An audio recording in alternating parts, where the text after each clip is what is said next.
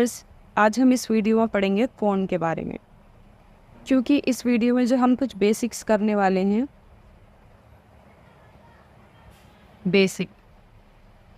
ये जो बेसिक है आपका 3.2 और 3.3 से जुड़ा हुआ है। अगर आपने ये बेसिक कर डाला तो आपकी 3.2 और 3.3 की जो मैथ्स है वो हो जाएगी झिंगा लाला, क्योंकि ये बहुत इम्पोर्टेंट है। अगर आपने ये समझ लिया तो पूरा चैप्टर इसी पे बेस है और आगे चल के ये आपका 9th क्लास में और 10th क्लास में भी काम आने वाला है। अगर आप इसे स्किप भी कर देते हैं तो आपको फिर से ये 9th में और 10th में परेशान करेगा, फिर भी आपको सीखना तो है नहीं।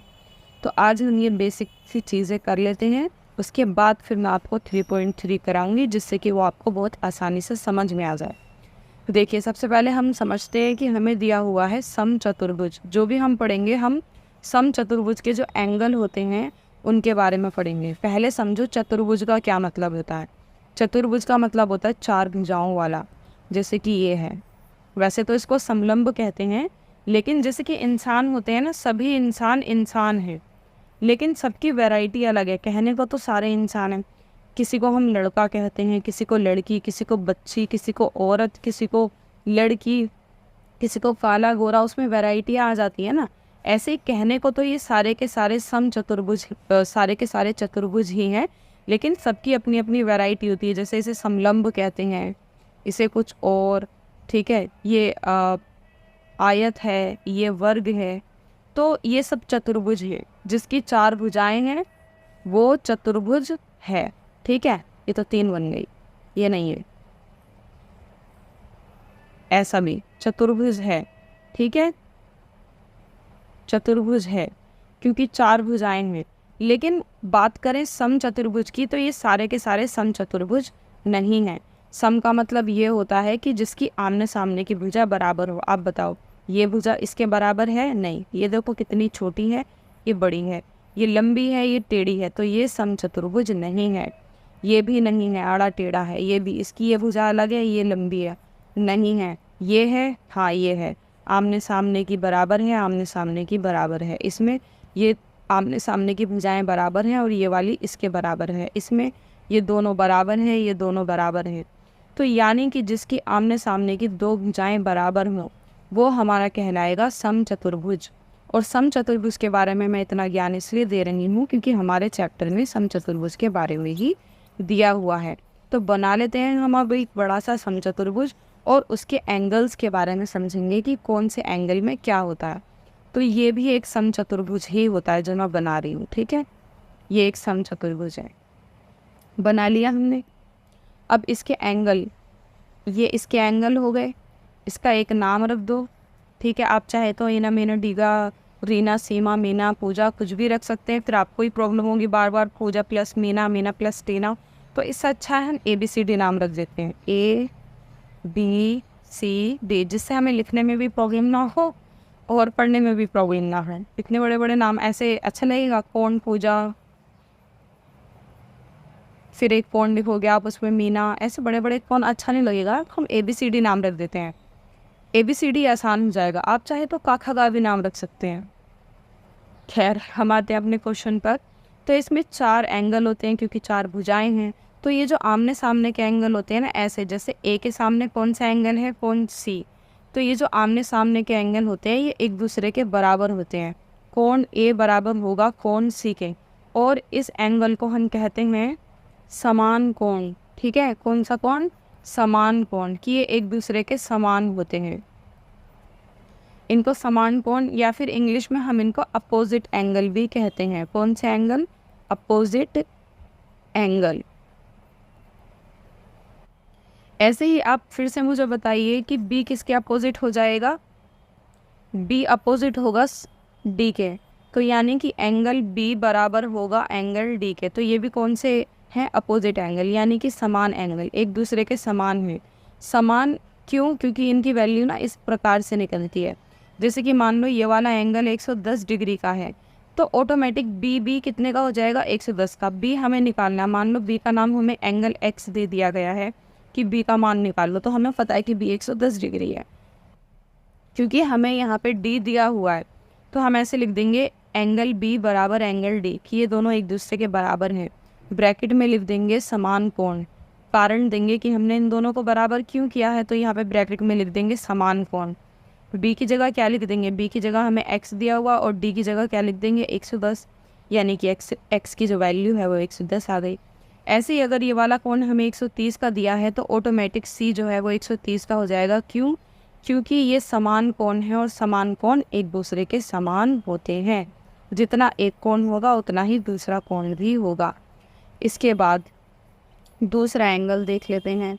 अगर एंगल हमें इस प्रकार से दिया हुआ है, जैसे ये कोण ए और कोण बी एक ही लाइन पे बने हुए हैं, एक ही साइड पे बने हुए हैं। जब एक ही साइड पे ऐसे कोण बने हुए होते हैं तो उन कोण को हम क्या कहते हैं, उस कोण को हम कहते हैं संलग्न कोण, और इंग्लिश में कहते हैं एडजेसेंट एंगल। और उनका जो योग है वो 180 डिग्री होता है। जैसे कि ये कोण अगर मान लीजिए 130 डिग्री का है तो ये वाला कितने का होगा, 130। दोनों को मिला के 180 आएगा। आगे कितने बचे, 30, 40, 50, 60, 70, 80। तो ये अपने आप 50 डिग्री का हो जाएगा। अगर आप कंफ्यूज हैं तो मैं आपको देखो सिंपल सी ट्रिक बताती हूँ। ऐसे कोण ए और कोण बी दोनों को अगर हम प्लस करेंगे तो ऑलवेज 180 डिग्री आएगा। इनको प्लस करने से हमेशा 180 डिग्री ही आएगा। क्यों? क्योंकि ये रूल है। और इनको हम कहते हैं संलग्न कोण। कौन से कोण? संलग्न कोण। इंग्लिश में हम इनको कहते हैं एडजेसेंट एंगल। एडजेसेंट एंगल जो एक ही लाइन पर बने हुए होते हैं। कभी कभी एक लाइन पे ऐसे भी बने हुए होते हैं, एक इधर एक इधर, ठीक है। इस तरीके से भी वो आपको 9th में पढ़ाया जाएगा, अभी नहीं। तो मान लीजिए जैसे कि ए हमें 130 दिया हुआ है तो हम बी की वैल्यू कैसे निकालेंगे। हम यहाँ पर लिखेंगे अपनी कथा, कोण ए और कोण बी बराबर 180 डिग्री होता है। क्यों होता है? ब्रैकेट में वजह लिखेंगे, क्योंकि ये संलग्न कोण है। तो कोण ए की वैल्यू हमें दी हुई है, लिख दो ए की जगह 130, बी हमें पता नहीं है तो बी की जगह बी लिखो। 180 बी को ऐसे ही रहने देंगे 180, और ये जो 130 है उधर जाके माइनस में हो जाएगा। इसमें 130 घटाएंगे तो 180 में से 130 गए तो कितने बचे, 50 डिग्री, तो ये 50 आ जाएगा। इस तरीके से हमें इसकी वैल्यू निकालनी होती है। अब आपको जो एक्सरसाइज में दिए गए होंगे वो यही दिए गए होंगे, कोण ए निकालो, कोण बी निकालो, कोण सी निकालो। तो आपको इसी ट्रिक से निकालना है। आपको देखना है कि कौन सा एडजेसेंट एंगल है। देखो कोण ए और कोण सी भी एडजेसेंट है एक दूसरे के लिए, कोण डी और कोण सी भी एक दूसरे के लिए एडजेसेंट है, और कोण बी और कोण सी भी एक दूसरे के लिए क्या है, एडजेसेंट एंगल हो गए। अब एक एंगल हमें और पढ़ना है यहाँ पे, रेखिक युग्म। ये बहुत यूज़ होता है। रेखिक युग्म क्या होता है, देखो जैसे हमने इस लाइन को थोड़ा सा आगे खींच दिया, कभी कभी हमें इस तरीके की आकृति दे दी जाती है, तो एक इसे हम कहते हैं सीधा एंगल। इंग्लिश में हम कहते हैं इसको स्ट्रेट एंगल। अगर कोई लाइन है उस पर एक ऐसे बड़ा सा एंगल बन रहा है तो वो हमेशा 180 डिग्री का होता है। कैसे? देखो हमारा जो ये पूरा गोला होता है पूर्ण कोण बोलते हैं इसको। देखो ऐसे, जैसे इतना बड़ा कोण 10 डिग्री का है, इतना बड़ा कर देंगे 20 का, इतना बड़ा कर देंगे तो 90 का।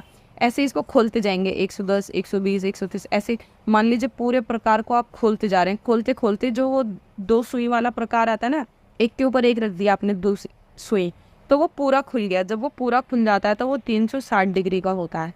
तो अगर हम इसका हाफ करेंगे, ऐसे इस गोले का हाफ कर दो, ऐसे हाफ करो, चाहे ऐसे हाफ करो, चाहे ऐसे किधर से भी हाफ करेंगे तो 360 का आधा हो जाएगा, आधा गोला 180।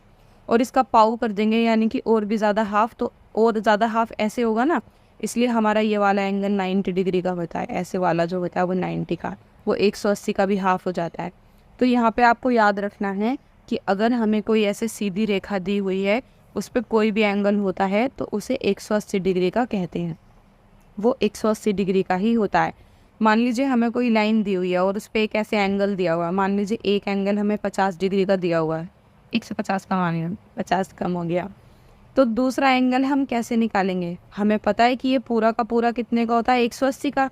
तो 150 से आगे कितने बचे, 30 बचे, यानी कि ये 30 का हो जाएगा। अब हम इसे प्रैक्टिकली कैसे करेंगे? देखो प्रैक्टिकली ऐसे करेंगे, जैसे मान लो यहाँ पे हमें ये एंगल दिया हुआ है 110 डिग्री और हमें ये वाला एंगल इसका नाम दे दिया x। तो हम कैसे निकालेंगे? अब हम देखेंगे ये कि दोनों कोण एक ही रेखा पे बन रहे हैं। यहाँ पे देखो ये एक रेखा है, एक रेखा है ना, ये एक ही रेखा पे बन रहे हैं। तो एक ही रेखा पे जब कोण बनते हैं तो वो हमेशा उन दोनों का जो योग है वो 180 डिग्री होता है। जैसे हम लिख देंगे ये कोण सी, ठीक है, यहाँ पे कोण ये BCD ये वाला ले रहे हैं, कोण सी लिखेंगे तो सी तो ये भी हो रहा है, ये पूरा का पूरा सी है, तो BCD, कोण BCD में प्लस करेंगे कोण X बराबर हो जाएगा 180 डिग्री। क्यों लिखा है हमने? क्योंकि इनको हम कहते हैं रेखिक युग्म। रेखिक युग्म का मतलब क्या है? रेखिक युग्म का मतलब होता है, इसको हम कहते हैं स्ट्रेट एंगल इंग्लिश में। रेखिक युग्म का मतलब ये है कि एक ही रेखा पे दोनों कोण बन रहे हैं तो वो हमेशा प्लस किए जाएंगे। तो BCD की जो वैल्यू है 110 डिग्री है, ये 110 लिख देंगे यहाँ पे, प्लस x बराबर 180। तो x बराबर क्या हो जाएगा? 180 में से माइनस कर देंगे 110, तो कितना आ गया? 180 में से 110 गए, 8 में से 1 गया 7, 0 में से 180 में से 110, तो ये हो जाएगा 70 डिग्री। ठीक है, 70 डिग्री का आ जाएगा ये। तो इस तरीके से निकालना है, बस यही निकालना है। एक चीज़ वैसे तो बताने के लिए बहुत कुछ है, मतलब और भी बहुत सारे कोण हैं, लेकिन आपका जो चैप्टर है वो समांतर चतुर्भुज समचतुर्भुज पे ही बेस है, तो मैं उसी के बारे में बता रही हूँ। अगर वीडियो अच्छा लगा हो तो प्लीज़ वीडियो को लाइक करें, और नेक्स्ट एक्सरसाइज की मैं अभी अपलोड कर दूँगी। और अगर आपको कुछ और जानना है तो आप प्लीज़ मुझे कमेंट बॉक्स में बताएं। मिलते हैं नेक्स्ट वीडियो में, बाय बाय।